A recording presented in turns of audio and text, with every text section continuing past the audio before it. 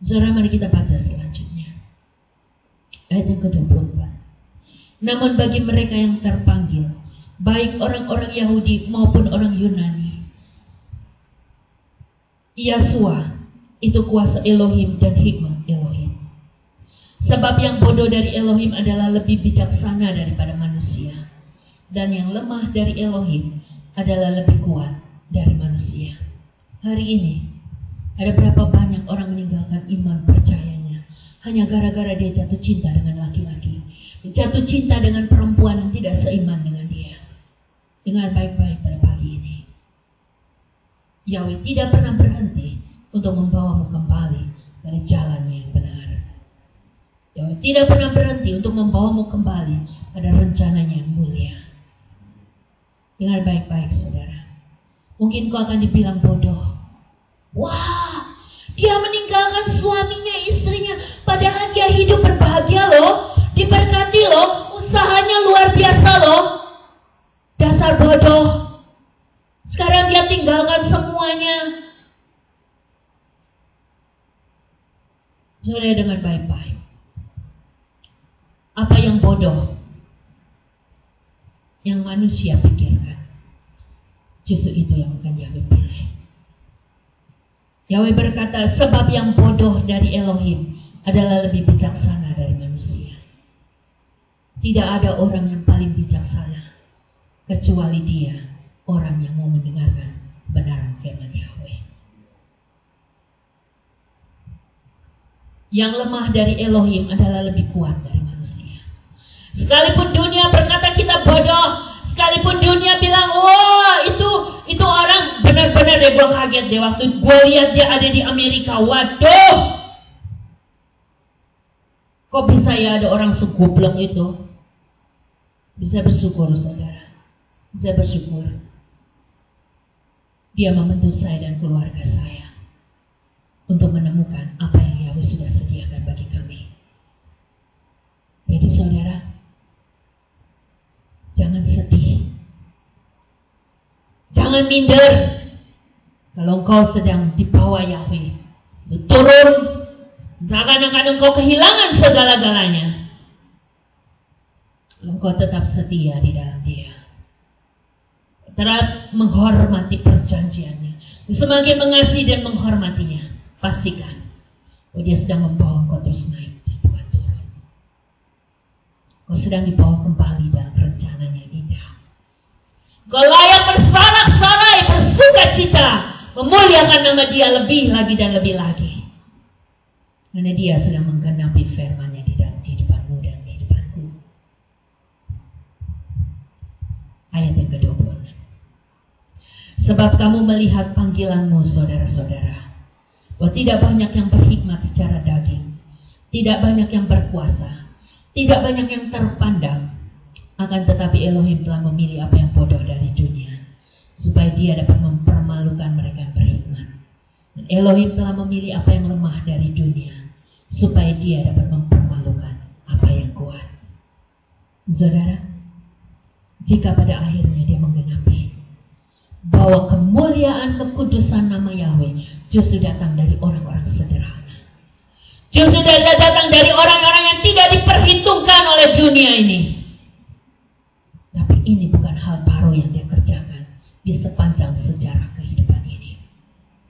Dia datang sebagai Yahshua, mati di kayu salib sebagai juru selamat segala umat manusia. Dia bukan datang dari keturunan yang tinggal di dalam sebuah istana yang besar. Walaupun kitab suci mencatat dia ada keturunan Daud, raja yang paling dikasihi oleh Yahweh, yang sekalipun keturunannya banyak yang memberontak terhadap Yahweh, tetapi Yahweh berulang-ulang berkata, karena aku berkenan kepada Daud, maka aku tidak memusnahkan keturunannya, bahkan memunculkan dirinya sebagai juru selamat melalui garis keturunan Daud. Ini cara Yahweh bekerja, saudara. Itu sebabnya kita tidak akan berkata, loh kenapa enggak hamba Tuhan yang besar itu, yang terkenal itu, kenapa bukan dia yang memberitakan kebenaran sehingga semua orang tuh bisa nurut? Kenapa mesti melalui seorang yang Saya nggak pernah dengar dia sekolah teologi ya. Siapa dia? Saya nggak pernah dengar namanya. Saudara, saya mau bersaksi di hadapan Roh Kudus. Nggak ada orang yang ngajarin saya. Saya cuma dengar satu kali nama Yahweh diberitakan pada saat saya sekolah minggu. Dan puluhan tahun kemudian, ketika saya memimpin satu kebaktian, satu persekutuan di Raja Wali Grup, saudara. Grup RCTI, Excel Komindo, Pangpos, Sheraton Hotel. Grup Raja Wali itu bukan grup yang kecil. Tapi karena saya takut untuk memimpin persekutuan yang itu bukan persekutuan yang kecil, saudara. Saya masuk kolong meja, saya berdoa, saya menangis, Tuhan siapa aku?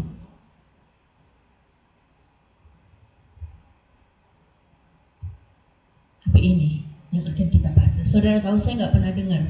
Saya nggak pernah dengar ayat 1 Korintus 2 ayat 9. Pada saat saya menangis di kolong meja, di Mega Kuningan, tempat saya bekerja, sebelum saya masuk ke ruangan direksi. Sebelum Yahweh memberikan saya kemurahan untuk duduk di dalam sebuah ruangan direksi, saya belum jadi direktur, saudara. Saya duduk di kolong meja. Saya menangis. Saya bilang, Tuhan siapa saya nggak mampu. Saya pikir saya rendah hati, saudara. Tuhan hajar saya. Tuhan hajar saya. Dia bilang, kamu nggak boleh sombong. Saya memakai hidupmu bukan karena kamu hebat. Saya memakai hidupmu, justru saya memilih orang yang dunia pandang sebagai orang yang bodoh di hadapan mereka. Saya mau pakai hidupmu kalau kau mau. Saudara tahu apa yang dia kasih sama saya? 1 Korintus 2 ayat 9. Saudara mau baca? Mari kita baca. 1 Korintus 2 ayat 9. Namun sebagaimana telah tertulis, apa yang mata belum pernah lihat, dan telinga belum pernah mendengar, dan belum pernah timbul pada hati manusia, itulah yang Elohim sediakan bagi mereka yang mengasihi Dia. Ketika Dia mengajar saya, Dia bilang, kamu jangan sombong. Saya pilih kamu, saya pakai kamu bukan karena saya pikir kamu hebat, justru karena saya tahu kamu bodoh, kamu nggak tahu apa-apa. Saya mau katakan, saya sanggup merubah orang yang bodoh yang nggak tahu apa-apa mengenal aku dengan sesungguhnya, asal dia mau mengasihi aku. Sekarang pertanyaannya, saudara, adakah engkau mengasihi dia? Adakah engkau mencari dia karena engkau ingin menyembah dia dengan lebih bersungguh-sungguh lagi? Adakah engkau ingin berterima kasih kepada dia dengan lebih bersungguh-sungguh lagi? Atau karena motivasi yang lain, saudara? Jadi mari kita perbaharui pencarian kita, motivasi pencarian kita kepada Dia lebih daripada segala yang lain. Kita mau berkata, Bapa, aku mencari Engkau karena aku tahu Engkaulah pribadi yang mengasihi aku lebih dari segalanya. Engkau layak menerima apa yang terbaik yang aku bisa berikan kepadamu. Aku mau mengenal Engkau. Aku mau belajar tentang Engkau. Saudara, mungkin kita punya banyak hal yang kita bisa pikirkan. Oh, begini caranya menyenangkan Tuhan. Oh, begini caranya menyenangkan Tuhan. Itu gak maksimal, saudara. Yang maksimal adalah kita bertanya sama Dia, Bapa, apa yang kau mau lakukan supaya aku mengasihi Engkau? Saudara, banyak pasangan menjadi misunderstanding. Suami istri minta supaya suaminya begini, itu bukti bahwa dia mengasihi. Ya. Suami juga minta kepada istri harus begini, itu bukti bahwa dia mengasihi. Saudara, harus ada komunikasi, saudara. Ya, komunikasi. Saya bilang sama suami saya, Pak, aku suka papa begini. Kalau suami itu sayang sama istrinya, ada komunikasi. Dia dapat berkata, oh, oke, aku akan lakukan itu. Dan kalau aku tidak lakukan itu, alasannya begini, Ma. Demikian juga suami. Suami harus punya komunikasi. Aku sukanya kamu begini, Ma. Tapi istrinya bilang, iya, aku bisa akan lakukan itu. Tapi untuk yang ini, saya gak bisa karena begini. Kasih itu memiliki keinginan untuk menselaraskan dengan kepala yang jujur, dengan jujur, saudara. Dengan hati yang siap untuk dibawa. Jadi kita nggak pernah tahu apa yang Tuhan mau untuk kita lakukan menyenangkan hatinya jika kita tidak mau diajar, saudara. Jika kita nggak punya komunikasi dengan Dia. Sekarang buat apa kita merayakan Natal besar-besaran? Jika sebenarnya itu bukan hal yang Dia kehendaki. Buat apa kita datang ke ibadah, kita membuat ibadah raya sedemikian jika sebenarnya bukan itu yang Dia mau. Dia bilang hormati hari Sabatku, kembali kepada hari yang ketujuh. Oh, banyak orang bilang bodoh banget sih ini orang, ngotot banget dengan hari yang ketujuh, ngotot banget dengan nama Yahweh. Dia gak akan pernah tahu kalau dia tidak mau bergaul lebih lagi, lebih dari segala motivasi. Dia akan berpikir, aduh, gua akan berhadapan sama siapa merubah kembali dari hari Minggu kepada hari Sabat, kembali dari nama yang lain, kembali harus pakai nama Yahweh. Saudara, saya mau katakan dengan penuh cinta di dalam kebaikan Roh Kudus, sekalipun semua dunia ini menganggap engkau bodoh, sekalipun semua dunia ini meninggalkan engkau, sekalipun engkau tidak pernah dapat dimengerti oleh dunia ini, mari datang kepada Roh Kudus. Bawa hidupmu untuk kembali kepada kebenaran firman-Nya. Dia Bapa yang baik. Ketika kita minta ikan, Dia tidak akan pernah memberikan kita ular. Ketika kita minta roti, Dia tidak pernah memberikan kita batu. Ketika kita meminta kebenaran demi kebenarannya, maka firman yang sesungguhnya, pengajaran yang sesungguhnya, Dia akan berikan pada saya dan saudara. Terima itu. Terima itu. Karena untuk itu Dia telah memberikan iman kepada saya dan saudara, supaya kita bisa meminta apa yang terbaik yang harus kita minta. Sama seperti Salomo.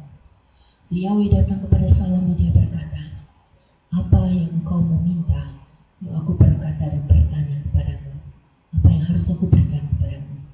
Salomo bilang, beri aku hikmat untuk menjadi raja, dapat menghakimi seluruh orang yang kau percayakan ketika kau pimpin. Pagi ini, Yahweh menolong saya dan saudara untuk mengingatkan saya dan saudara bahwa jangan minta yang lain-lain. Jangan minta yang lain-lain dulu. Sebelum engkau minta, Bapa berikan aku hikmat, berikan aku pengajaran, berikan aku marifat untuk mengenal Engkau lebih lagi dan lebih lagi. Firman-Nya digenapi, carilah dahulu kerajaan-Nya dan kebenaran-Nya, semuanya akan ditambahkan. Amsal 1 ayat 7 mengatakan, mari kita baca Amsal 1 ayat 7.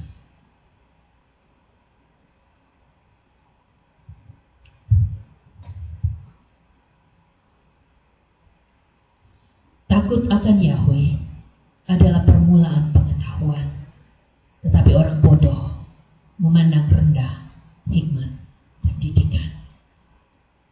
Saudara, untuk kita minta hikmat, kita sedang membiarkan Roh Kudus membuang segala kebodohan di dalam kehidupan kita. Untuk kita minta hikmat, kita sedang menginjak-injak kuasa si jahat, kuasa roh jahat, mencoba merampas kehidupan kita, merampas rencana Yahweh di dalam kehidupan kita. Untuk kita minta hikmat, kita sedang memposisikan diri untuk berjalan di dalam perencanaan yang luar biasa. Itu sebabnya saudara, seorang yang berhikmat, dia akan menjadi orang yang beruntung, dia menjadi orang yang berhasil, dia menjadi orang yang bisa menikmati bahwa hidupnya tidak tercipta untuk sesuatu yang sia-sia. Hidupnya adalah hidup yang penuh makna, hidup yang penuh tujuan, hidup yang berarti. Ya sebabnya orang berhikmat yang dia kejar bukan kekayaan. Orang berhikmat yang dia kejar bukan kedudukan. Orang berhikmat yang dia kejar bukan segala sesuatu yang fana. Orang berhikmat yang dia kejar adalah kebenaran pribadi Tuhan Yang Pencipta. Orang yang seperti ini, dia tidak akan terganggu. Dia harus melewati jalan yang menurun, jalan yang mendaki, jalan yang rata yang kadang-kadang membosankan. Apapun jalan yang harus dilewatinya, dia tahu sedang menikmati hidup yang begitu indah. Saudara, bukankah semua orang pengen punya banyak duit banyak supaya dia berbahagia, supaya dia bisa menikmati hidupnya? Bukankah orang setengah mati sekolah supaya dia bisa dapat pekerjaan yang baik? Bukankah segala usaha di dunia ini, segala sesuatunya dia lakukan untuk sesuatu yang diharapkan dapat membuat hidupnya tambah baik, tambah nyaman? Saudara mau dengar baik-baik pada pagi ini, hikmat Elohim akan membuat engkau merasa nyaman sekalipun engkau gak punya duit, sekalipun segalanya terbatas, sekalipun mungkin penyakitmu tidak tersembuhkan, sekalipun engkau minta pertolongan dari dia dan engkau tidak kunjung menerima pertolongannya. Tapi engkau tahu, orang yang berhikmat dia tahu bahwa kehidupan di dunia ini bukan goal segala-galanya, tapi kehidupan kekal yang akan datang itu adalah segala-galanya. Sebabnya saudara, jika hidupmu sekarang kau merasa diberkati secara jasmani, kau diberikan segala sesuatu yang baik, kau diberikan pekerjaan, kau diberikan keluarga, kau diberikan semua fasilitas yang baik, pakai itu semua untuk memuliakan namanya. Pakai itu semua untuk membesarkan namanya. Pakai itu semua untuk bersaksi kepada dunia ini bahwa Yahwehku telah menyediakan segala sesuatu yang kuperlukan untuk dapat melayani dia dengan baik. Itu berarti jika Yahweh mengizinkan engkau menjadi pekerja-pekerja di desa-desa, kau mungkin gak punya rumah yang bagus seperti orang-orang di kota, kau mungkin gak punya mobil yang bagus seperti orang di kota-kota, kau hanya punya motor yang mungkin kadang-kadang mogok. Saudara pastikan, itu bukan karena Yahweh sedang menghukum engkau. Itu bukan karena Yahweh tidak sanggup untuk memberkati engkau lebih. Tapi Yahweh mau berkata, orang yang seperti ini, kalau dia punya hikmat, dia dapat menikmati semuanya dengan penuh sukacita. Dan sebabnya, mau mati kepotong, mau mati dengan iring-iringan yang panjang, penuh penghormatan, itu gak masalah saudara. Gak masalah. Yang menjadi masalah, mari kita baca dari Korintus. Kita baca pada pagi ini.